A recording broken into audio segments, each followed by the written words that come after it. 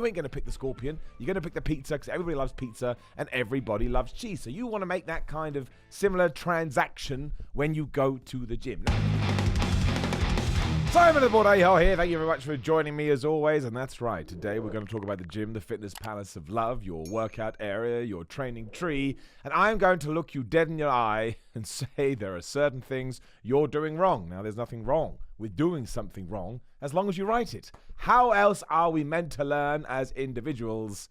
But yes, here's 7 reasons why you're doing the gym wrong. Number 7, not enjoying it. I am going to continue saying this at every single avenue and every single opportunity I do have. You should be enjoying the gym. You should be enjoying your workouts. You should be enjoying anything that you're doing in your own personal time. Now, that should just be the way anyway, because life's too short. You don't want to get to like 95 and be like, I didn't do what I should have done. But also, it's just going to make your workouts more productive. Because let's say right now I said to you, hey, you can eat this pizza and you can rub cheese all over your body, or you have to make love to this scorpion. You ain't going to pick the scorpion. You're going to pick the pizza because everybody loves pizza and everybody loves cheese. So you want to make that kind of similar transaction when you go to the gym. Now, there are going to be things you don't enjoy don't enjoy doing. Obviously, don't enjoy lunges. My point being, there are going to be some things you don't enjoy doing, such as lunges, right? I don't want to do a lunge, but I do a lunge to understand that it's effective and it works, but that's okay. You build it in. You either do it at the start of your session,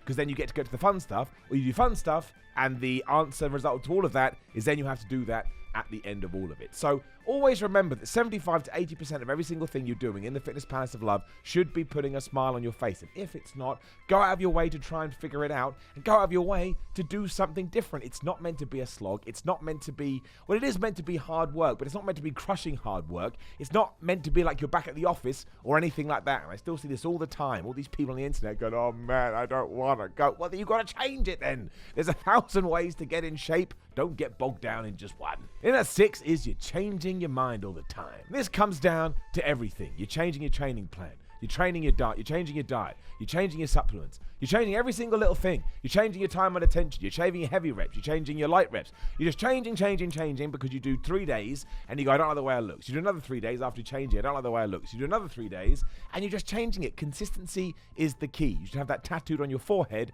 even though it's going to be a real struggle to get it on there, unless you're like Krang or something like that. But consistency is the key. And you just have to stick with it. Now, there's every chance you do get 2 months down the line, like, well, I was right, I should have changed it. But then you actually have the scientific data that you can use. Because I'm going to level with you, a lot of bodybuilding, weightlifting, training, going to the gym is trial and error. I know you don't want to hear that, but it's true. It may be based in science, but when it comes to your specific individual body, you try something. Did it work? Yes, I'll keep it. Did it work? No. Okay, I'll throw it away. And that's when you start to make shifts. But there are still people out there that just will not stick to anything for more than a week or so, because all of a sudden they don't look like Brad Pitt in Fight Club. Why is it always Brad Pitt in Fight Club? There was a website on a fitness article the other day that went up. They were still talking about the science behind Brad Pitt's Fight Club's body.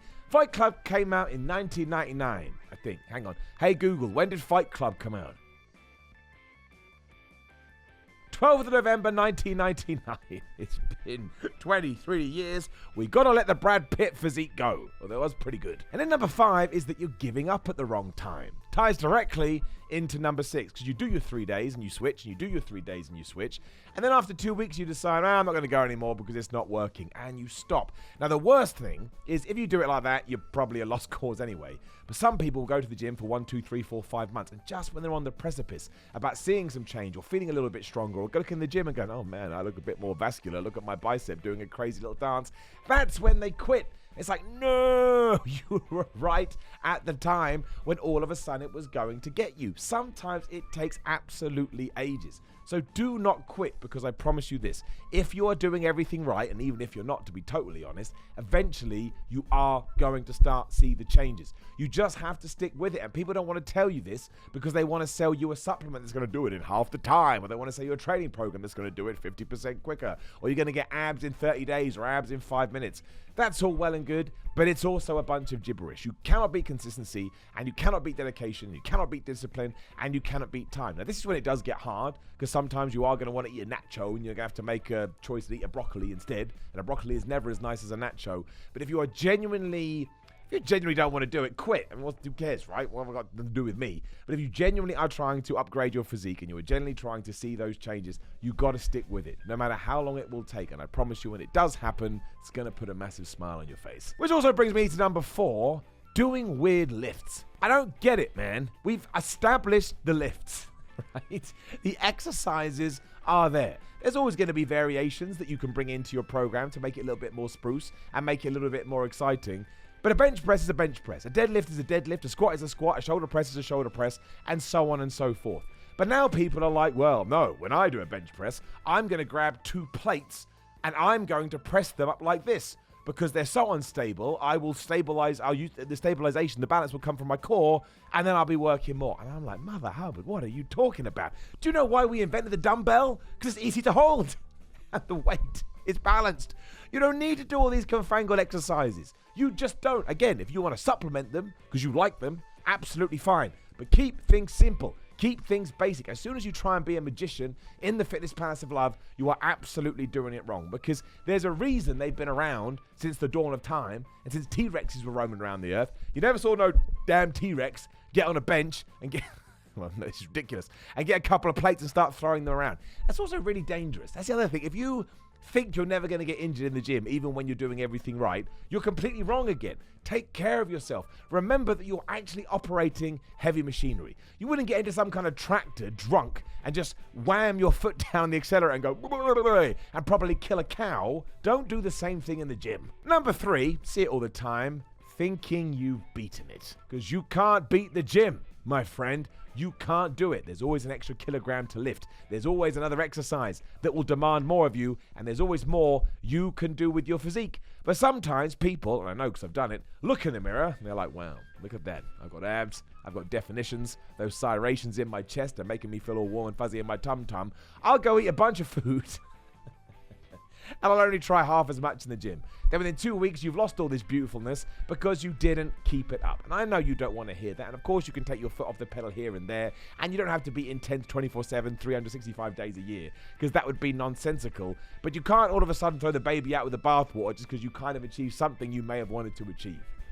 You can't do it. You can't beat the gym. It's not a video game. There's no end of level here. Even when you get to your desired physique, there's something else you can do. And I'm not saying you can't maintain or anything like that, but let's not pretend maintenance doesn't take a bunch of effort as well. Of course it does. You're still eating a bunch of food. You're still going to the gym. You've still got to train hard. Still got to stimulate those muscles. So remain humble is what I'm trying to say. Always remain humble in the gym. Otherwise, it will absolutely kick your ass. Number 2 is ignoring the forgotten muscles, because there's so many of them, especially the rear delt. Nobody wants to work rear delts, even though it's going to help your shoulder workouts. It's probably going to help your back workouts. It's probably going to help your chest a little bit. It's going to help your physique. You have to work your rear delt. And it's like that. And again, I put myself in this camp. It took me years before I realized this. Go work those abductors and adductors. You know, those leg machines when you're kind of doing mouth open, mouth closed.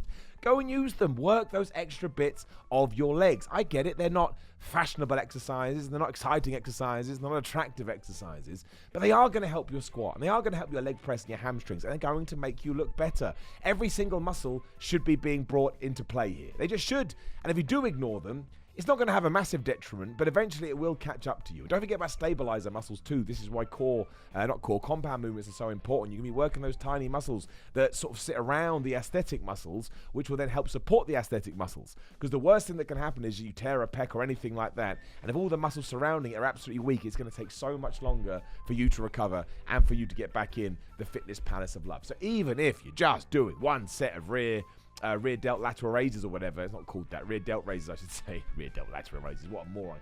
Even if you're just doing one set of those at the end of your shoulder workout, chest workout, make sure you keep them up and don't swing the weights like an absolute numpty. Treat it like you treat bench press. It's important. And then that one kind of ties into some of the other ones. Continuing on regardless. Because you don't have to do it, right? That's when you're doing the gym wrong. If you've taken everybody's advice and your diet is great and you're intense and you've got a program that is working for you and you're not enjoying going to the gym, go and do something else. We only have one life, as we've already talked about. You don't want to waste it. There is 1,000 ways to get in shape. You can lay on the floor and just convulse. That still counts as cardio if you do it for long enough. And I see far too many people thinking that lifting weights or, normal cardiovascular activities are the only way they're ever going to get to where they want to be. And it's absolute poppycock. I know a friend, he's a swimmer. Got the best body you've ever seen. Swimmers do have good bodies, but that's what he does. I got another guy, he's a basketball player. He doesn't do much weight work, but he's got in shape through basketball. You can do sports. You can do anything that you set your mind to and anything that your heart desires.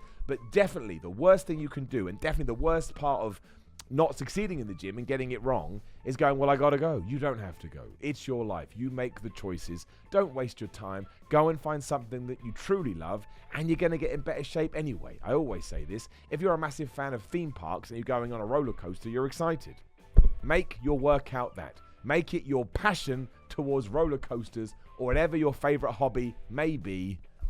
Never miss another day in your life. Also, please do like the video, share the video, and subscribe to the bell ding dings. You know that the videos are going live. Notification crew. There will be a video on the screen. Please do give it a click. Otherwise, grillermind.com/Simon. Just go to Simon, get 10% off. These are supplements I use, and I think they're great. Do you have to agree? No. But if you are going to buy them and use my code, I get a little bit of money. It helps support the channel. I appreciate that. Same with my Fitness Palace of Love t-shirt in conjunction with Samsung Athletics. All of this is in the description below. Again, if you buy something from them, I get a little bit of kickback too. You know how it works. At Instagram and Twitter at Simon316. I'm on Cameo if you want to shout out. Patreon.com/Simon316. And hopefully this helped you today. And if it didn't, well, you've watched now anyway, and I'll never see you again. Goodbye.